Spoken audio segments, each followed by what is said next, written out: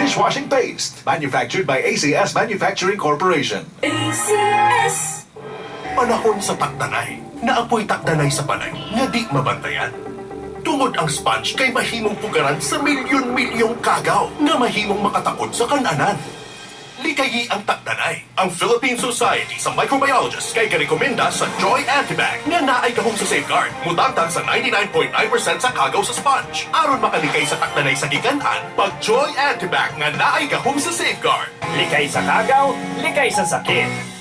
Pag-Joy Antibac, aron makalikay sa takdanay sa kananan. Magkakalapit man o magkakalayo, Dama ng buong mundo. Ang tibay ng samahang Pilipino.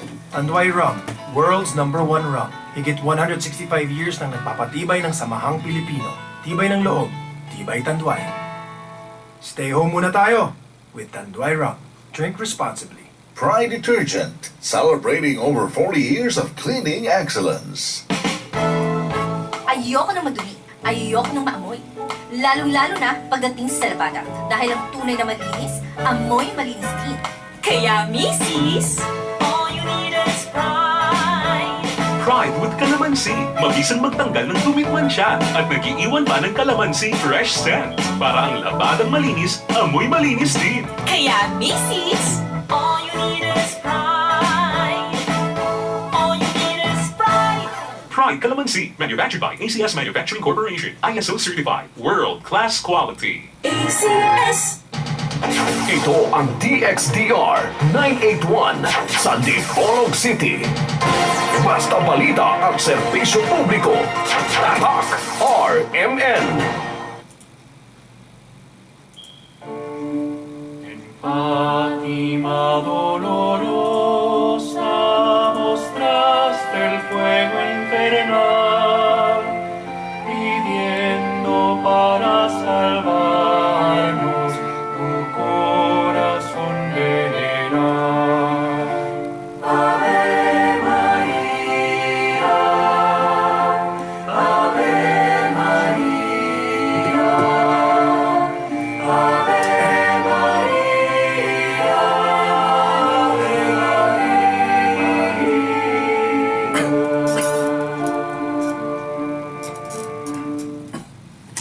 Aniya na usab ang tulumanon nga giuluhan ang kahayag sa pagtuong Katoliko. Uban gyapon niining ubos ninyong alagad sa maong tulumanon, Silbert Dondoyano Senior alias Veritas. Okay, sige po, magkauban nato din sa estasyon. Ang atong mga kasamang radyoman sa technical side, si kasamang radyoman Danny Luod, ug usab si kasamang radyoman Tax Ilumba. Okay, sige po natong pasiunang patimbayan no, sa atong amahan dinhi sa atong istasyon. Ang atong station manager, si kasamang radyoman Edgar Lagumo, ubana sa iya mga kaubang baga radyoman. Okay, ang itong ang itong pizza karon, pizza at 7 no sa bulan sa Marso tuig 2021. Okay, maayong adlaw sa Ginoo sa gihapon no kanatong tanan. Okay. Pasensya no nga medyo not feeling well pa ta. O pa ta hingpit kayo mauli sa atong gihambin sa panglawas. Rumadara man na to. Di raman po kayo yun kanang lisod kayo. Mao nang niya gihapon ta makauban gihapon ninyo sa maong tulumanon ang kahayag sa pagtuong Katoliko. Okay. Ang atong tema ato gayong ipadayon. Nahinumdum ba mo mga tinahod nga tigpaminaw nga ang atong Ginoong Hesukristo bisan Diyos na siya, Dayon mao gi founder sa atong pagtuo. Apan niadtong diri siya sa yuta nga gihapoy magduha-duha pagtuo kaniya. Gani usa gyud sa nagduha-duha sa iyang pagkasiya kung Dios ba gyud siya o angay ba gyud siya himuong sulundon. Ang iya gyud mismong usa sa mga apostol nga si Tomas. Okay, kay duha-duha to, pero sa dihang nahikap na gyud niya, nabanhaw nga itong Ginoo, na tagaan gyud siya makita gyud nga ebidensya, nituo na dayon siya. Ugo niya, kung atong lantawon pa gyud ang naagyod sa bag-ong kasabutan, ang atong Ginoo gi akusahan nga galapas sa balaod, di ba? Ang atong Ginoo gi akusahan nga naglapas pananglit sa adlaw gyud nga igpapahulay. So giakusahan siya nga galapas sa balaod. Now, nganong ato maning gihisgutan, no? Aron ba nga di pod mo matingala kung ang iyang simbahan diri sa yuta, dili mo matingala pod nga akusahan pod nga galapas sa balaod. Kini yung adlaw ng ipapahulay. Di ba? Now, sa unsa mang paagi giakusahan ang atong Ginoong Jesucristo nga naglapas kuno siya sa balaod. Pananglit katulaging doon na siya gihinay-hinay nga pag-usab unsaon kini pagsaulog. Kay niadto sa daan nga kasabutan, higpit lisod kayo ang pagtuman sa maong sugo. Kay bisan gani kanang paglungag, umubiya lang kas balay, violation naman na sa Sabat. Maghaling kag kalayo, umubiya ka. Dayon kung makalapas pugana, pat yun dayon ka. Di ba? Oh.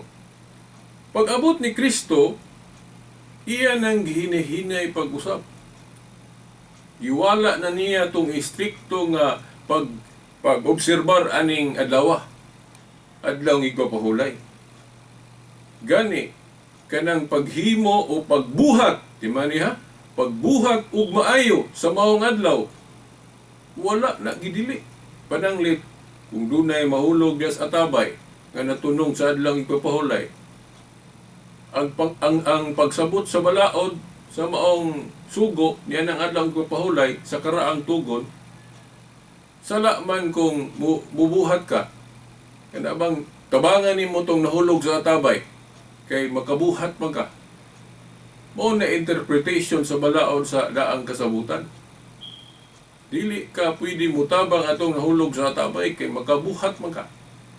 Oh. Pero pag abot sa Ginoo, iyang gipasabot nga mahimo nimong tabangan. Pagpasabot, pwede kang mubuhat sa pagtabang atong imong isig katawo nga nahulog sa atabay, bisan na tunong sa adlaw ng igpapahulay. So, si Kristo giakusahan aning mga iyang gipang-usab. Si Kristo giakusahan aning gipang-usab. Hinay-hinay ni Kristo nga unsaon ning adlaw ng igpapahulay. Dayon, ang concept gud ana gud sa balaod, dili ta makaakusar sa tao nga malapason sa balaod kung ang gahatag sa maong balaod siya rapod ang gahimo. Kay ang concept kud anang balaod gud mga tinahod nga tigpaminaw, ang maker ana, ang tag-iya ana, pwede mo gama ana kay siya goy kagama gani ana, pwede po na niyang lugakon. But pasabot, pwede po na niya niyang luagan. But pasabot, dili na ipatuman.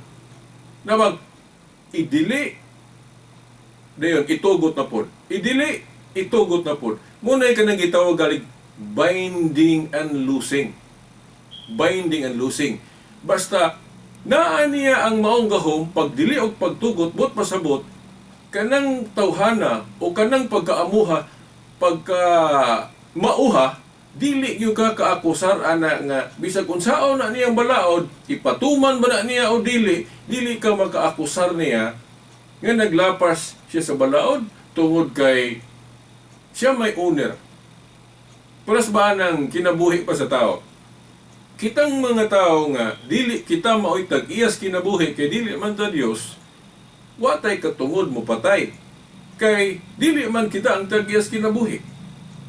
Pero ang Dios, siya may tag-iyas kinabuhi, so pwede siya mupatay. Kay siya may tag-iyas na, pwede po dili siya mupatay. Di ba? So, ang owner of life, may katungod muhuno sa kinabuhi, pwede po dili. So, dili ka ka-charge o violation tungod kay owner man siya sa life. Siya may makabuot kung saan ng kinabuhi kay siya may gagamaana. Di ba? So, kita nga mga binuhat lang mga tao, wa tay katungod mo ba tayo? Bitaw nang nasa atong napulo kasugo, thou shall not kill. Tungod kay, wa man tay katungod mo patay kay dili man kita mo itagyas kinabuhi. Pero kung i-authorize ta sa Dios, sugoon ta niya sa pagpatay, diha pa mahimong valid ang atong pagpatay. Kay dili man na pagbuot nato, iya man ang pagbuot. Pero kung dili siya mao'y nagbuot, ikaw rin nagbuot-buot, diha nga mo patay ka, thou shall not kill. Wa kay katungod. Di ba? Oh. O bitaw nga ang simbahan karon, isupak anang death penalty sa tao tungod kay nakita niya nga walay God's will ang maong death penalty. Oh? Kay murag gikamot ra gyud sa tao. Dili gyud ingon kay ang simbahan musupak anang death penalty kun ang Dios na may magbuot. Di ba? Dili mo supak ang simbahan ana. Pero ang simbahan musupak siya anang death penalty kun pagbuot lang sa tao. Oh, nakita man sa simbahan nga kabubot-on ra sa tao ang maong death penalty, walay basbas sa kahitasan, mao nang musupak ang simbahan.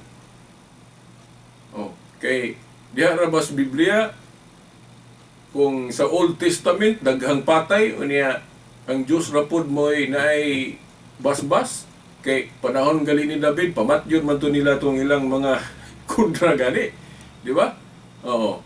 Pero nagabot sa Ginoo, giluag na po na niya. Iyan na pong gipahari tong dako kayong gugma nga tagaan yung tsansa ang mga taong makasasala nga magbag-o. Mao nang gidipir ng death penalty. Nga gidipir na siya nga unya na sa adlaw sa paghukom. Ipasabot na sa Mateo 13, tudling 24 hangtod sa 30. Basahan ninyo. Mateo 13, 24 nga to sa 30. Nga, niingon diha ganitong mga tao nga, yun, ganong na may sagbot ng imong kipugas nga, maayo man to. O, samtang nangatug mo, dunay butpasabot yawa, nagsabot og liso sa sagbot, butpasabot sa kadautan, unang nanay mga sagbot, diingon sila nga, oy, gusto ka ba nyor nga among bangib tunig, o manilabot? Ingon ang Ginoo, ayaw lang. Oh, unya lasting ani butpasabot sa final judgment. Nga lainon tong dautan, lainon ang maayo, silutan ang dautan, gantihan ang maayo. So, muna po ang gibasihan sa simbahan. Ngano ang simbahan karon moingog ayaw lang. Ay isa siluti og ingon ana. Oh, unya na sa laws paghukom. So, muna ang authority. Na karon, kibana na to na ha, nga ang maong gipang usab sa Ginoo nga para dili man gyud matawag na itong malapason ng Ginoo. Kay siya gud mo nagtagiyaan ng balaod. Then ikaduha, ang iya pong plano sa mga kasabutan o sa kasabutan nga iyang himuon nga para sa tao dili magparehas. Di ba? Sa katong gibalik kanunay na nakong gibalik-balik sa Jeremias 31 tudling 31 hangtod 32 nga ang ningon si Jeremias nga ang Dios maghimog bag-ong kasabutan nga lahi sa daan. Di ba? Mo bitaw nga gisugdan na ni sa Ginoo katong dili siya gisugdan na niya paglahi. Pero wala lang mahurot og tibawas niya pag usob na siya gud personal. Ngano man? Kay dili man pud siya magdugay diri, namatay siya mabanaw din ibalik sa langit. Now, kadtong wala pa mahurot niya usab personally, kinsa may muhimo ana? Di siyempre, katong iyang gi-authorize po. Iyang gitagaag authority anang kanang gahom niya gani sa pagdili o pagtugot. Ang simbolo anang gahuma, Yahweh ki. Basahan ninyo sa Pinadayag Kapitulo 3, versikulo 7. Basahan ninyo mga igsoon, Pinadayag Kapitulo 3, versikulo 7. Gingon diha nga, ang nagkupot kuno sa Yahweh, kanang gakupot sa Yahweh, balaan. Balaan. Diha man na kuhaan na sa Katoliko ng kanang kinugyanan sa Yahweh, kanang nga office, kanang katungdanan, tawgon yun naghuli. Ang biblical reference ana Pinadayag 3:7. Diba? Kanang atong Santo Papa mo manay holder of the key. Kanang ang katungdanan, balaan. Ang teksto ana Pinadayag 3:7. Oh. Kana ko nang nagkupot sa Yahweh, tawgon og huli o balaan. Oh, kinsa man ang gipasabot ana ang atong Ginoong Hesukristo. Oh. Niya giingon diha makadili ug makatugot ang gakupot anang Yahweh. Wa may laing gipasabot ana si Jesus Christ. Di ba? Oh. Unya kanang authority ni Jesus Christ sa pagdili ug pagtugot, binding and loosing, iya nang gilugway pod ngadto sa gitugyanan niya Yahweh. Sa tanang mga apostol, kinsa may gitugyanan ni Kristo sa mga Yahweh sa gingharian. Kay kanang Yahweh lagi authority na sa pagbayin og loose, pagdili og pagtugot. Gahom na ni Kristo, pero iyang gilugway ngadto ni Pedro. Di ba ato namang nahisgutan nga si Pedro mao'y gihimong vicar of Jesus Christ. So kung gihimo niyang vicar o representative niya si Pedro, pasabot ang iyang authority, mapasa ngadto ni Pedro. So, mga nahigayon nga, kanang office ni Pedro, pwede na makadili og pagtugot. Nya, kay office man, katungdanan man, sa to pasal una kung mabakante. Samaan ng authority sa presidente, kung mabakante, doon naging mo puli. Then, the same power, the same authority. So, mauna nga, ako, para nako ang tinuod yun nga Kristiyanos, dili mo supak anang mga council sa simbahan. Ug unsay ma-declared. Kay naaman diya sa mga council, makita nato kanang dogmatic gyud sa pagdili og pagtugot. Di ba? Sa tanang mga apostoles kinsay gi tugyanan ni Kristo ug Yahweh, si Pedro. Kanang pagdili og pagtugot. Unya kay wala man mag-inusara si Pedro sa pagmando nam si kauban kay sako na laging giingon gibalik-balik na nako. Kanang pagmando ni Pedro mura na siya og Supreme Court nga naay Chief Justice, di na po siya mga kauban mga justices. Pero naay Chief. Subot po sabot ang gahom naaana nga organisasyon. Oh, Justices with Chief Justice. Sumoto, mga apostoles, nasa'y kaubang mga apostoles diya sa pagbando. Mao na nga, sa Mateo 18:18, litok po sa Ginoo ng paghatag o gahom sa pagdili o pagtugot, di ba? Mateo 18:18, ang inyong idili diri sa yuta, idili na ko sa langit. Ang inyong itugot, itugot. Pero sa Mateo 16:19, si Pedro ra iyang giingnan. Anong lahi man si Pedro? Kaya siya may chip. Mao na'y concept diha mga igsuon. Unya, kanus ama na sila magdili og magtugot corporately kung magtigo mag-council. Unsa may example ana nga binding ang ilang pagdili og pagtugot kadtong unang council sa iglesia, Council of Jerusalem. Di ba? Di ba? Unsa may resulta atong Council of Jerusalem? Nasa buhat 16:4 ug unsa kunoy desisyon ato? Unsay mga lagda nga ilang gikauyunan ato ipatuman. Gipatuman nila sa mga magtotoo. Basahan ninyo mga igsoon. Buhat 16:4.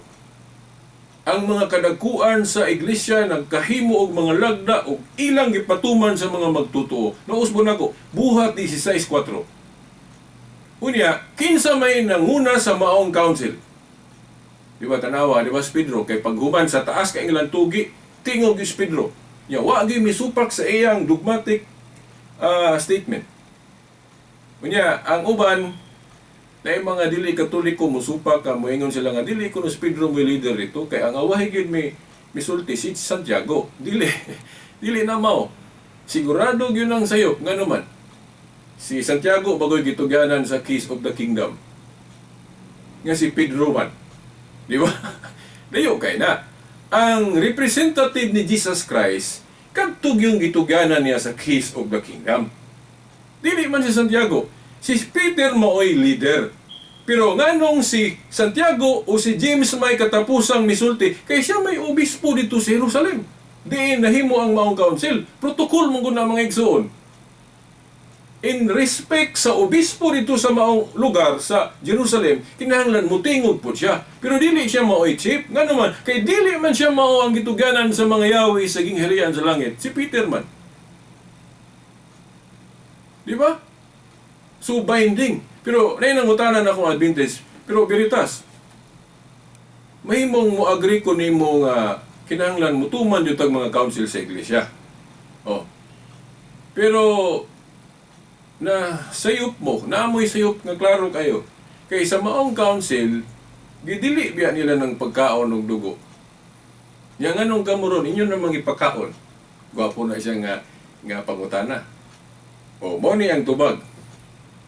Sa Council of Jerusalem, dili tanang gikauyunan nila universal law. Diba niya? Lahi ng universal law o kanang temporal law o Jewish law lang. Ang universal law kadtong gitudlo ni Kristo. Kaysa man mo'y nagdalas ka matuuran mahitungod sa universal religion. Di ba? Kay katong daang kasabutan God, si Moses mo'y mediator. Sa ito pa, ang mga sugo mahibaw-an nato sa Old Covenant nga si Moses ang mediator magagikan sa panudlo ni Moses ug unsa to ila sa karaang tugon. Pero sa bag-ong tugon, ang mediator si Jesus Christ. Sa ato pa, unya kay ang bagong tugon, dili man ni paras mga Hudiyo lang, paras tibuok man kalibutan. Sa ato pa, ang universal teaching nga maunang Christianity, magagikan sa panudlo ni Kristo. Unya kanang pagdili sa pagkaog dugo, dili man na universal. Kay tanawa ragod sa gospel, wa gyud bisag usa ka bersikulo nga si Kristo nag-ingon, dili gyapon ipakaon ng dugo. Gani, ang iyang dugo, iya ganing ipakaon. Di ba na sa San Juan 6, naingon siya nga, ang akong lawas matuod nga kalanon, o akong dugo matuod nga ilimnon. Diya, man na inom ng iyang dugo, diya sa bayon sa panog bino, di ba, sa matag breaking of the bread, kana sa atua karon gitawag na tog Santos nga misa, di ba? Oh. So, mao na. Unya, gipanudlo ni Kristo sa Biblia, labi na sa Marcos 7, nga mahimong kan-una tanan. Wagi exception nga ang dugo, wala i-apil. Pero sa Council of Jerusalem, bisag dili na universal law ng dili pagkaog dugo, pero kay sanglit ang mga apostolis lagi, naaman sila'y authority, kanang binding and loosing, so pwede po sila magdili paghapon ng dugo in respect sa Jewish custom. Kaya naman sila authority, but ba nga, pananglit ako, Natawag ko panahon sa mga apostoles. So, ang council sa una, diin na among mga leader, mga apostoles, uban ni Pedro, gadili pa man sila o kaog dugo. So, dili ko kaog dugo, anak. Kay sila man mao'y authority sa maong panahon. Di ba? Pero dili na sa universal law. Matawag na ito na og temporal restriction in respect to the Jewish custom. Oh.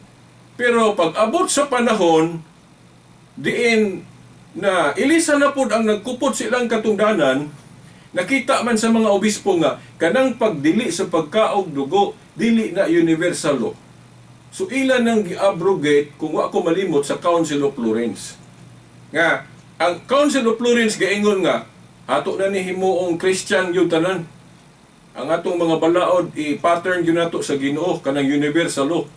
Nga si Kristo wa na magdili sa bisag unsay kanon. Oh, sumaw na nga sa Council of Florence gi-declare dito nga pwede na kanon ng dugo. Kay gihurot na gi-Christianize ang tanang mga balaod.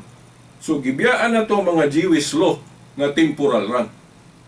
Sumaw na nga karon human naman tong Council of Florence, pwede na ta mo kaog dugo. Kay giluagan naman ng balaura. Di ba nilagi nga, ang mga apostoles na sila'y gahom sa pagdili o pagtugot. Pero dili lang kay sila. Ang ila pong mga sumusunod na authority. So, giamindahan man na. Kanya, reasonable po. Kay dili man na universal law ng dili pagkaog dugo. Bisan gani sa Old Testament gani mga igsuon. Nga, gidili na nila na gani panahon nga ilan ng kanon. Na sa Levitico 18. Na? Oh. So, wa naman ko'y igong panahon mga igsoon, daghan pa kong hisgutan. Kay, mo paingon dito sa council, nga nung valid ang Council of Laodicea, dayon, hisgutan po nato itong mahitugon ni Constantino nga siya mo napasanginlan sa pagbalhin. Dayon, katong mga referensya pong katoliko nga out of context pagsabot sa mga Seventh-day Adventist. No? Nga dili na mo pabor nila kung unsa gyud tinuod nga context. So mga igsoon, hinay-hinay lang nato pagplastar diri ang authority sa simbahan para nga hinay-hinay pud mo mutuoan ang mga church council. No? Timan lang nato gyud na mga igsoon. Gani na council sa simbahan nga gituhuan po nila kanang pagdeklara pila ka basahon ng bagong tugon og Old Testament. Labi na gyud ang bagong tugon. Mga obispong Katoliko, pinagi silang council mo gahimo na. Ituo man gani sila. Pero ang ubang council, wa lang nila tuhoy. So wa na magigong panahon hangtod sa sunod Domingo pohon samang oras ug istasyon. Sa ngalan sa Amahan, sa Anak, sa Espiritu Santo. Amen. Dolorosa mostraste el fuego infernal, pidiendo para salvarnos tu corazón veneral. Ave María, Ave María, Ave